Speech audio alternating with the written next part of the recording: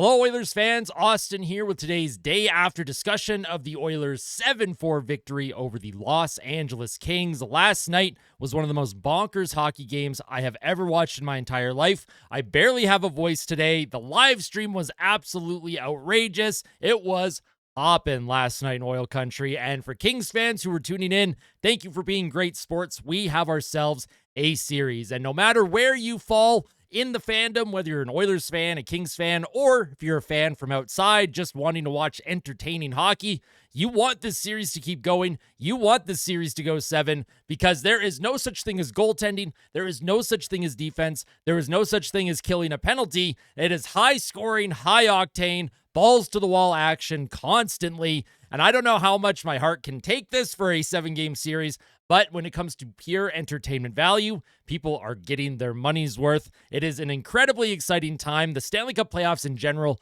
have given all of us hockey fans some pretty amazing things to talk about already. But today we're going to talk about the game last night. I'm going to have my talking points, and in every other day after, just like every other day after, I should say, everything will be timestamped for you. So you can bounce around the video. Any topic that catches your eye more than something else, you can absolutely watch this video in non-chronological order. And yeah, if you end up enjoying, smash the like button. If you're not yet subscribed to the channel, highly suggest you subscribe. We have gained about 300 subscribers in the last 3 days, and that is just unbelievable growth. So everyone that has been subscribing, everyone that has tuned in, thank you all so much. It means the absolute world to me. At the end of the day, though, hitting the like button is the only thing that I actually will ever ask of anyone. So thank you for your support as always. Now, jumping into the day after Game 3, at the bottom of the screen, you have the score. The Kings lead the series 2-1, and the Oilers 5-on-5 expected goals for percentage based on natural stat trick last night was 55.86%. So the Oilers did control play at 5-on-5. And then on the right side of the screen, our talking points in today's video. I will try and go through them fairly briskly today. I don't want a 55, 60-minute long video. But number one, Chris Knoblauch 4D chess. What the heck does that mean? I've been very hard on Chris Knoblauch. What am I going to talk about? Find out in about 20 seconds here. The second talking point is going to be special teams, not just for the Oilers, but also for the Los Angeles Kings. The Oilers finally scored a couple power play goals last night, but their penalty kill is absolutely atrocious. I've never seen a penalty kill this bad before. I know it's a small sample size, but oh boy, the Oilers are not going to come out on top in this series unless they can find a way to kill a penalty. Next thing we'll talk about is the 5-on-5 play of the Edmonton Oilers and to a lesser extent the LA Kings. But in my opinion, the Oilers have been controlling play at 5-on-5. The big difference right now is coming down to goaltending and special teams in this series. The next talking point will be Jake Walman. He has had a what I would consider a very tough series so far. I want to talk about his game a little bit, and then we'll talk about Calvin Pickard, whether I think he should get the start in Game 4, and then I will give my closing thoughts. So, without further ado, let's talk about Chris Knoblauch and his 4D chess last night against the LA Kings. Before the game started, way in the morning, it was about 11 a.m. local time here in Alberta, the Oilers hit the ice for their morning skate. And at morning skate, the lineups are announced. And you have Draisaitl with McDavid and Hyman. And then you had Podkolzin with Nugent Hopkins and Arvidsson. The defense pairs were all out of whack. You had Klingberg with Bouchard for some reason. None of it really made sense. And many Oilers fans, including myself, we were already mad. We were preemptively mad before the game even started. And then Chris Knoblauch, when he was asked by reporters after the morning skate, he said, hey, don't look too much into the defense pairs, but he didn't mention anything about the forward. So we knew that there was going to be an adjustment when it came to the defense pairs. But it was the forward group that got the major adjustment before game time. During the pregame warmup, they still were rolling the Draisaitl with McDavid and Hyman line. And the LA Kings, they're planning that. As a coaching staff, if I was the coach of the LA Kings, you see what the lines look like at morning skate. You see what they look like during pregame warmups. You are actively planning, okay, what is my line to shut down the Oilers' top 2 players? If we shut them down, we are probably going to win this hockey game. But something interesting happens. When the game starts, the Oilers start their third line of Henrique, Connor Brown, and Evander Kane. So the Kings, they can't match that top line yet. But again, it comes from that opening faceoff. He didn't start any of his big guns, so we didn't know what he had in store. After the Evander Kane line gets off the ice, you have Nugent Hopkins You have Nugent Hopkins, Connor McDavid, and Zach Hyman come over the boards. And this is the line that Edmonton utilized 90% of the time during the season last year, during the playoffs last year, and this season as well. They really did utilize until they had injuries and they were getting different looks in the second half of the season. But Nuge, McDavid, Hyman, that is the line that has been together a ton over the last couple of seasons, and he goes back to it. We have not seen that trio in a long time. That was completely unexpected, and I truly do think that it threw the LA Kings off guard because Ryan Nugent-Hopkins, he buries a goal early in that first period. I think it was the second shift of that top line. Buries a goal early. We're a couple minutes in. The crowd is going nuts. Great goal from Nugent-Hopkins, assisted by Hyman and McDavid, and the crowd is just insane. And it was an unbelievable play by Chris Knoblauch. What he's doing now is the mind games. As a fan, we are reactionary, right? I see something on Twitter. I see something that's reported in the media. I will react to it accordingly. And my reaction was negative. I was not happy with what the supposed lines were going to be, and for good reason. We don't want Draisaitl and McDavid on the same line because when you shut them down, generally speaking, the Oilers' depth doesn't come through enough to be able to get wins consistently. But last night, Chris Knoblauch, he did the amazing thing. He is already in the heads of the Los Angeles Kings coaching staff. The players, they had to adjust on the fly. The Oilers then get a power play halfway through that first period, and Evan Bouchard makes them pay right away, just a few seconds on the power play. A Bouch bomb patented makes it 2-0 Edmonton, and now the Oilers have all the momentum. And as the game went on, Chris Knoblauch, you know what I liked about Chris Knoblauch, especially during this game? He did not shuffle anything until the third period. After a penalty kill, he'd give a shift with McDavid and Draisaitl here and there. But overall, he rolled his lines. He kept things stable, consistent. And as the game wore on, you could feel the Oilers pushing. And yes, they were down heading to the third period. Yes, I was down on the team based on how Calvin Pickard was playing in net, how the team was playing on the penalty kill. They'd given up 2 shorthanded goals against once again. The second one that they gave up was really sad because Connor Brown had a partial breakaway. He could have scored shorthanded, and then Drew Doughty ends up scoring on the power play for the Kings. As the game wore on, that third period, they're pressing. Then Chris Knoblauch loads up McDavid and Draisaitl in the second half of the third, which you have to do. You need just one goal, right? They're not down by 2 or 3. You just need one. And then they have Perry with that line. And as the third period is going, they're getting some shifts. Corey Perry gets 2 or 3 shifts with the top line. But Chris Knoblauch says, you know what? Corey Perry's not getting the job done. You know who I'm going to put out there who hasn't played a lot tonight and who took a bad penalty in the second period that led to a Kings power play goal? We're going to give Evander Kane a shot with McDavid and Draisaitl.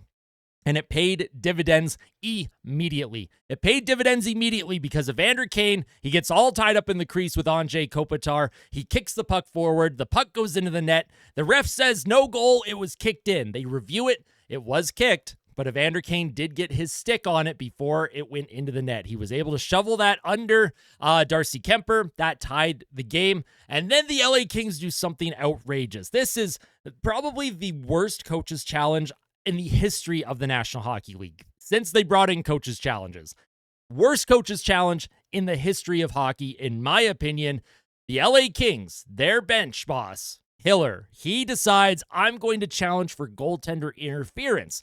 Now, to be fair to Hiller, I'm just playing devil's advocate. To be fair to Hiller, Evander Kane is in the crease. He does make some contact with Darcy Kemper. On paper, this is not the worst challenge you can make. However, there's 6.5 minutes left in the third period. The game is tied. If you lose this challenge, Edmonton is going to get a power play and have a chance to take the lead. If you're the LA Kings, you have seen the Edmonton Oilers give up goals seconds after scoring them in this series. You have seen their goaltending absolutely crap themselves throughout this entire series. Why are you not relying on your team to just go out there and get that 5th goal before the end of regulation? Because the Kings likely could have been able to do it. That's just how this game was going. No goaltender could really make that big save, although Kemper made a few big ones. And then Calvin Pickard at the end of the game made a massive save, which we will talk about later in this video. Hiller challenges for goalie interference. And it's a quick review. And I was freaking out on the stream. I was like, if they call this back, there is something fishy going on with the NHL. There is no way that is goaltender interference. And of course, it ended up being proven correctly that there was no goaltender interference by Evander Kane. He was being kind of guided into the crease by Anze Kopitar. Darcy Kuemper was already flopping around all over the place, not influenced by Evander Kane. And of course, the puck going in the net. Evander Kane had no influence on where Kuemper was on the ice, whether he could reset himself. That was a situation where the Kings made I don't know who made that call. I don't know if that's Hiller behind the bench. I don't know if they have a video coach in the earpieces, because all the coaches, they have the earpieces, and they're always covering their mouths like it's some kind of secret agency that they're trying to hide their secrets from everybody. The Oilers didn't get the power play. Challenge failed. And in just 10 seconds, an unbelievable set play. Normally on the power play, when the Oilers are coming up through the neutral zone, they will play it back towards their own blue line and have McDavid grab the puck and come up the middle with speed and try and carry it into the Kings zone. What happened on this power play? The Oilers won the faceoff. Bouchard skates it up. He leaves it at the Kings blue line for Leon Draisaitl. There was no back play towards McDavid. Now, McDavid was coming up from behind, so you had Byfield watching him in the neutral zone, but the puck goes to Draisaitl just inside the Kings blue line, and then he feeds Bouchard, who races behind the LA Kings defense, and he just taps it home into the empty net. Just 10 seconds on the power play for the game winner, and I want to take a look at this on the NHL Edge visualizer because it was a thing of beauty. Now, I don't know who made the call here. I do not know who made the call for that set play. Draisaitl said it's a secret. He won't tell anyone. Evan Bouchard said Leon Draisaitl was the one that called that play. Whoever it was, whether it was Gulletson, Draisaitl, Bouchard, hey, maybe it was McDavid, maybe it was Nugent Hopkins, who knows? We have to take a look at this Edge visualizer because it is one of my favorite things I have ever seen in my life. As I mentioned, the play is coming up through the middle of the ice. Here's McDavid. He's in his own zone. Look how far back he is. And Byfield knows that they usually play it back. So you have to respect the back play to McDavid. Byfield has to respect this in the neutral zone. This is nothing on Byfield. I saw some Kings fans mad at Byfield. I saw them a little bit angry that he was over here, but you have to respect that. Bouchard drops it to Draisaitl, and then Bouchard, he gets in behind Gavrikov, and like I said, just a perfect play by Draisaitl. He hits Bouchard on the forehand. He tips it past Darcy Kuemper. 5-4 Edmonton, and they do not look back. They end up getting 2 empty netters, one from McDavid, one from Connor Brown, who, by the way, had 2 goals in the game. If he had scored on that breakaway shorthanded, that would have been a hat trick for Connor Brown, and I would have been buying one of his jerseys and wearing that to the game tomorrow night. That would have been absolutely hysterical. But Chris Knoblauch, back to, Knoblauch. It's all about Chris Knoblauch here. He has to get a ton of credit for how he coached this game, how he managed his lineup, how he managed his special teams with Gulletson, how Paul Coffey managed the defensive pairs, how he prepared this team for home ice advantage and took advantage of that home ice. He's playing the mind games, and we'll see how the LA Kings respond in Game 4. But right now, the Oilers have a slight edge here when it comes to the mind games, and we'll see if the turning point of this entire series was that failed coach's challenge by LA. I still have no idea why they challenged it, and most Kings fans agree with me. I've talked to a few on social media and during the live stream last night. Most of them were like, I don't understand why they challenged this. Chris Knoblauch right now, he might have a slight edge in the head coaching mind game department, but it's a long series. It's a 2-1 series lead. I can't get too hyped about it, but I can't say that I'm not excited for the potential of this thing kind of swinging in Edmonton's favor. Hopefully, they can get a win tomorrow. Go back to LA tied. That would be the most optimal thing in the world. If you go down 3-1, it's essentially over. It's going to be a tough one to come back. We'll see what Chris Knoblauch has up his sleeve. Now, moving on to the next topic of discussion, it's the special teams. And speaking of Chris Knoblauch and the coaching staff, even though that they did a phenomenal job preparing and engaging the team last night, the big problem right now for Edmonton is their special teams. Goodness gracious, they are horrific. Yes, they scored 2 power play goals last night. That's fantastic. That actually helped them win the hockey game. It's the penalty kill. The penalty kill is awful. I don't know who runs the penalty kill. Some people say it's Mark Stewart. Some people think it's Knoblauch and Stewart kind of combined. Maybe Paul Coffey's part of that too. I don't know. I don't know which coach on Edmonton is running the penalty kill, but right now it's not working, and it doesn't matter who they're putting on the ice. It doesn't matter the personnel. They have tried different personnel. They've tried putting McDavid out there. They have tried putting different forwards. They have tried different defense combinations. It doesn't matter. They're not getting the block shots. They're not getting the saves. They're not getting the clears, and the LA Kings are feasting on the Oilers. If you take a look at the stats in this series, look at LA's power play.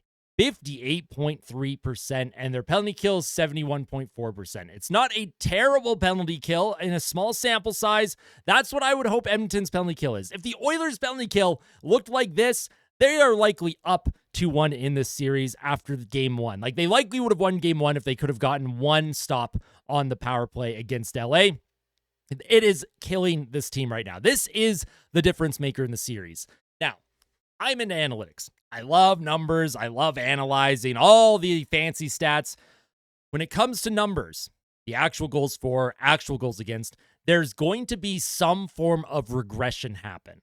Either the Oilers' penalty kill is going to get better, or the Kings' power play is going to cool down, or a combination of both.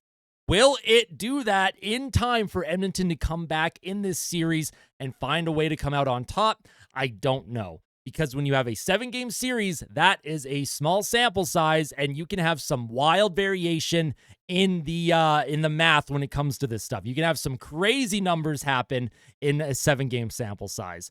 I consider 10, 11, 12 games kind of that rough zone where I would start really focusing on the advanced metrics, but I can't ignore these massive fluctuations that Edmonton has right now with their special teams. This is awful, and it is a far cry from what their special teams looked like in last year's playoffs. Last year, I think they were the number 1 or 2 power play team, and they were the number 1 penalty kill team. And that penalty kill in last year's postseason, the Oilers played 25 games in last year's playoffs, and they only gave up 4 power play goals the entire run.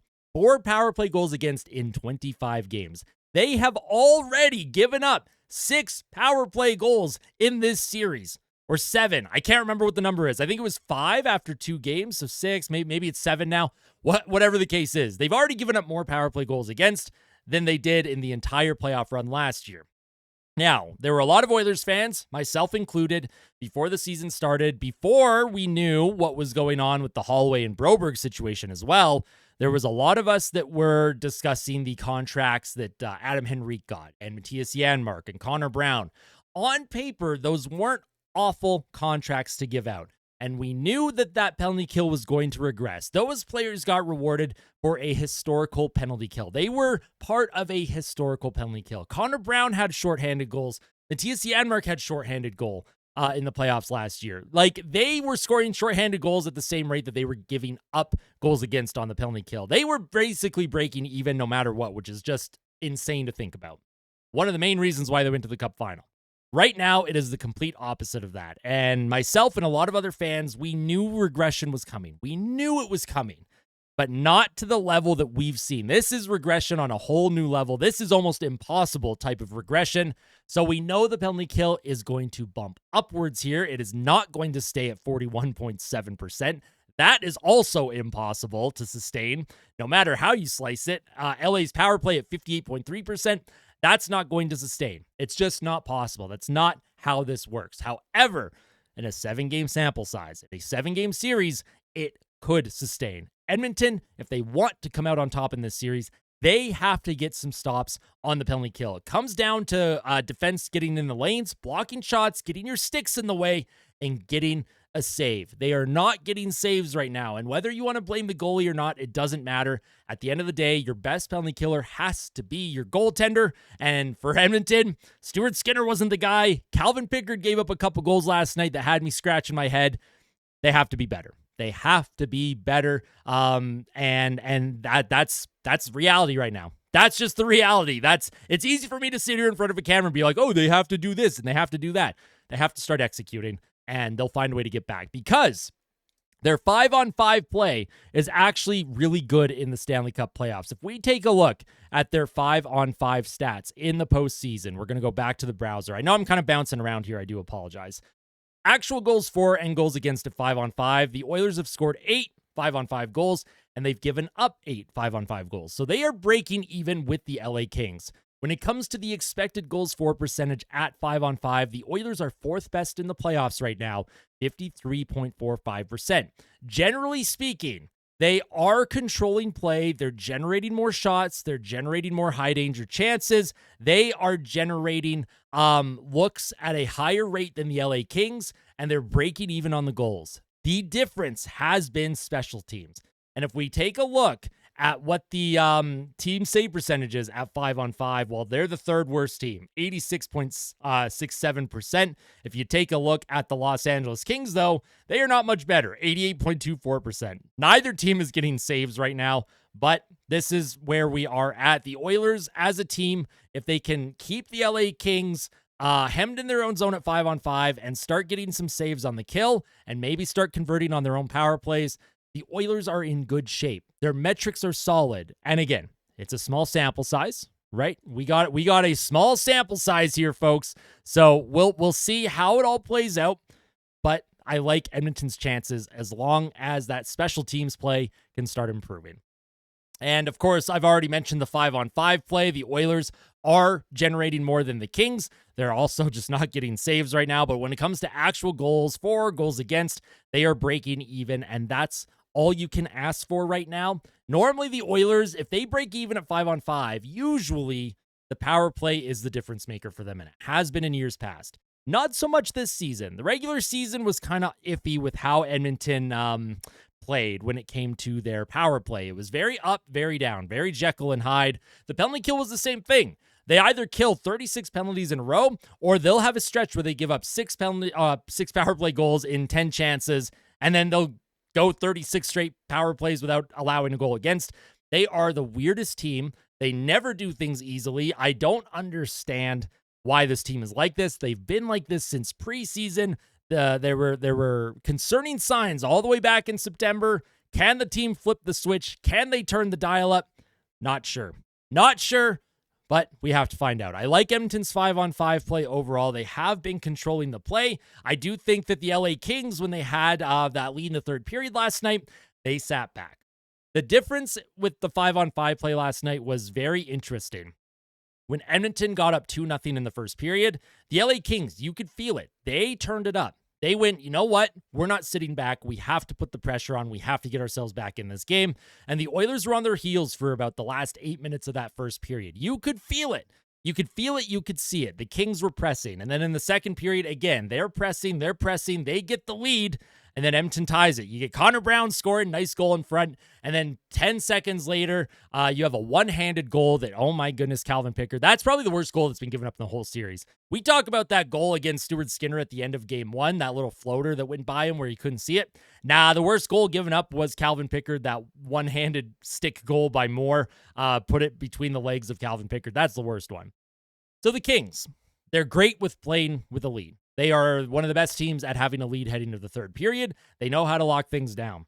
But what we saw last night in the third period reminded me of the Kings of years past, especially under Todd McClellan, where they would just try and sit on it. They wouldn't push the play. They wouldn't push the pace. They would not try and control possession. They were just playing shell hockey. They just went into a shell, and the Oilers, shift after shift after shift, were pushing the LA Kings in that third period. And the stats show it too. If we take a look at what the stats were at 5-on-5 in that third period, again, I'm bouncing around to natural stat trick. Shot attempts in that third period at 5-on-5 were 29-9 in favor of the Oilers. The Kings had 9 total shot attempts at 5-on-5. The Oilers completely dominated the third period because they're pressing, and the Kings, they were just hanging on, hoping that they could hang on, and eventually the dam burst open. High danger chances in that third period at 5-on-5 were 5-1 in favor of the Oilers, and in the game, 12-8 at 5-on-5.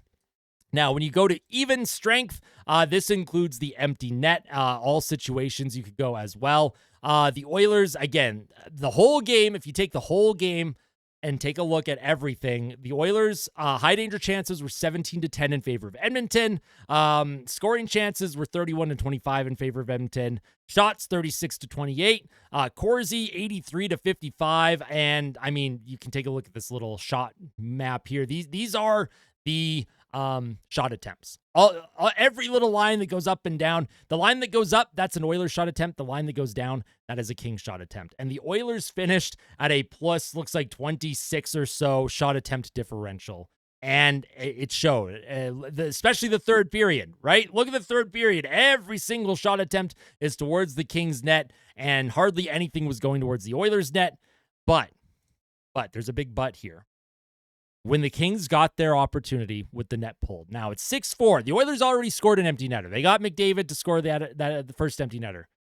Something happened late in the third. There was 15 seconds left. Puck comes out in front to Anze Kopitar, and Calvin Pickard does something that no goaltender has done in this whole series for the Oilers, is make the save he's not supposed to make. That would have made it a one-goal game with 15 seconds left.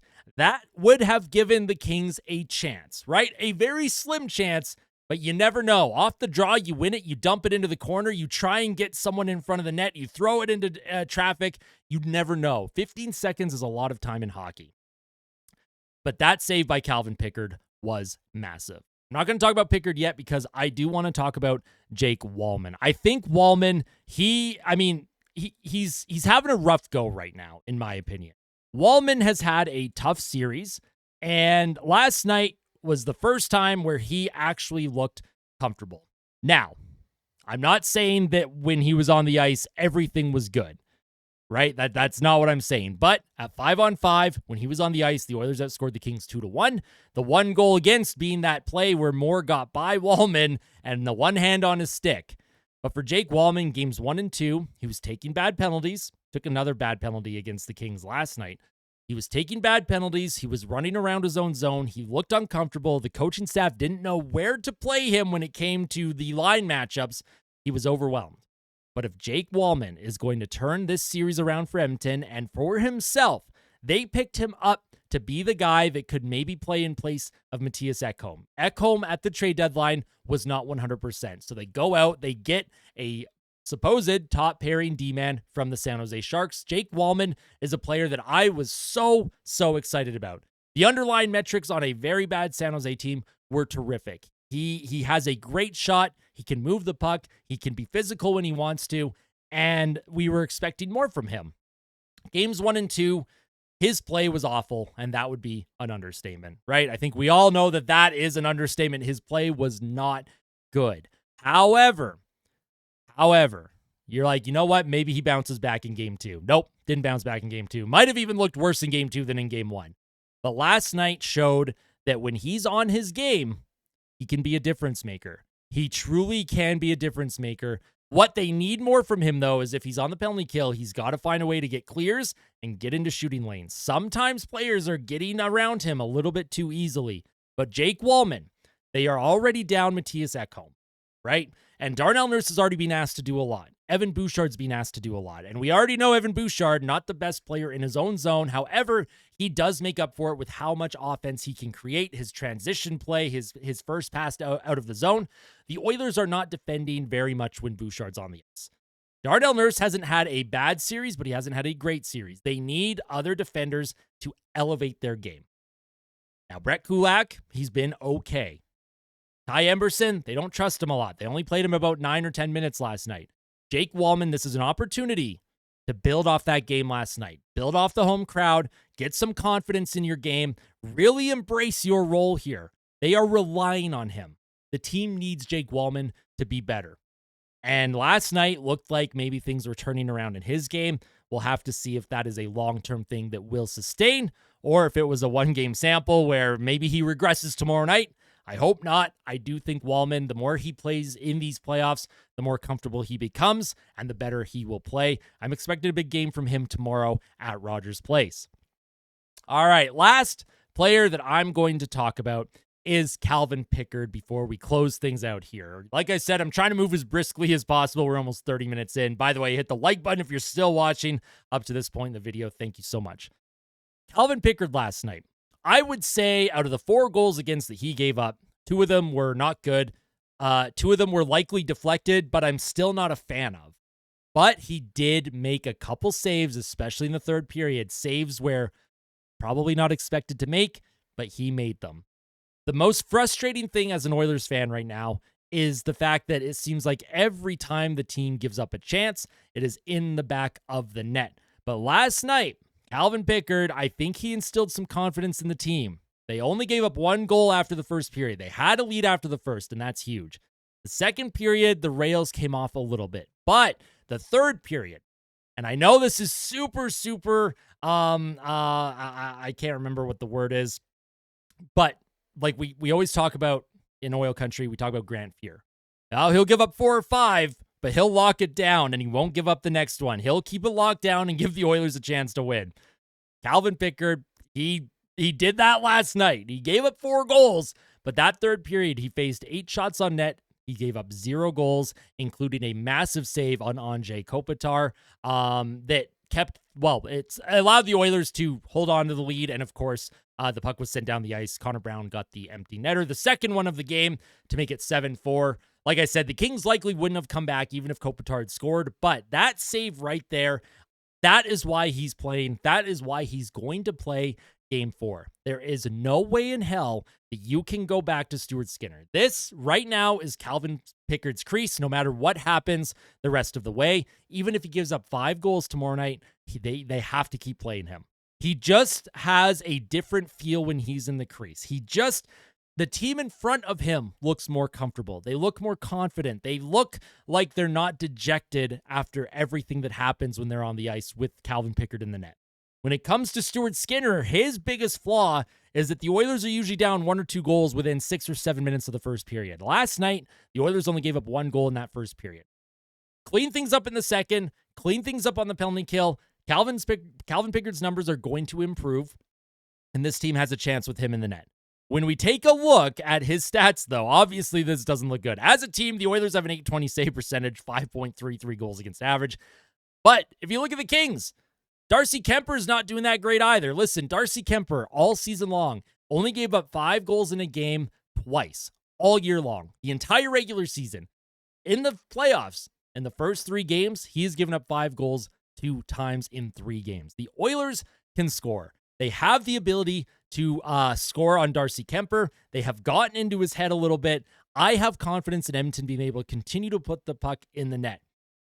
I don't have as much confidence in Edmonton's goaltending, but Calvin Pickard is the guy that they should stick with, and I don't think Stuart Skinner sees the crease ever again for the Edmonton Oilers, at least not in the playoffs this season. This is Calvin Pickard's net. It is his time to shine, and hopefully he's able to get the job done and help this team come back in the series.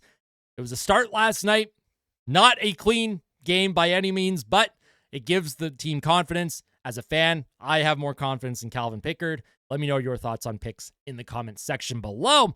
And of course, tomorrow, a little bit of housekeeping here. Tomorrow morning, I will have the pregame report up between the Oilers and Kings for Game 4, but there will not be a live stream. There's no live stream tomorrow night. Normally, I do a live stream for every single playoff game. I promised that before the playoffs started. However, I did bite the bullet. I bought a ticket to my first ever playoff game. I am going to be at Rogers Place tomorrow night for the game, so no live stream during the game.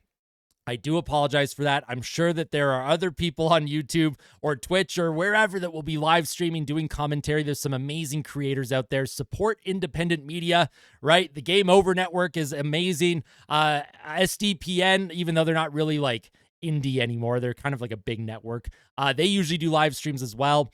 But after the game, I will be doing the post-game fan reaction from the hotel room, and we'll go from there. Hopefully, I get to see this team win in my first ever playoff game. I am super, super excited, and I just want to let you all know that me being able to go to a playoff game would not be possible without your support. Financially, I am taking YouTube revenue that all of you have contributed to. When you click on one of my videos, I get a little bit of revenue from that, right? And I'm super open and transparent. I am using YouTube revenue, money that I've made from YouTube, from the community that tunes in, hits like on the videos. That is allowing me to go to a game. And I am forever, ever indebted to all of you at home for allowing me to live out my dream as a fan. This is something that, I never imagined would be possible. I am 31 years old. I turned 32 later this summer. Never been to a playoff game before, even though I live in Alberta. Not a far drive to Edmonton when I was a kid, and even now, It's something that has never really been feasible, but because of everyone that tunes in, all of the support, it is possible this year. It is the only game that I plan on going to because I like being at home. I like being comfortable in my office doing the live streams for everyone. But I am excited. This is not me gloating, by the way. I'm not trying to like brag. I promise you that's not what this is. This is me just making sure that I'm acknowledging that everyone that tunes in, all of the support, this is allowing me to do something that I've wanted to do my entire life. I cannot wait. Hopefully we get to see the Oilers get a big win tomorrow. Hopefully we see them tie this series up and go back to LA with a chance to take the series lead. There's a lot of work to do left in this series, so we'll see what the Oilers can do here. Thank you all for tuning in. As always, smash the like button, subscribe to the channel if you're not yet subscribed, and of course, tell someone that you love them. And as always, fight like a kid. Fight like Ben. Let's go, Oilers. I'll see you tomorrow morning for the pregame report, and then I'll see you tomorrow night after the game from my hotel room for the postgame fan reaction. If I even have a voice to be able to do the postgame fan reaction tomorrow night. We'll see you soon, Oil Country. Love all of you. Take care. See you soon.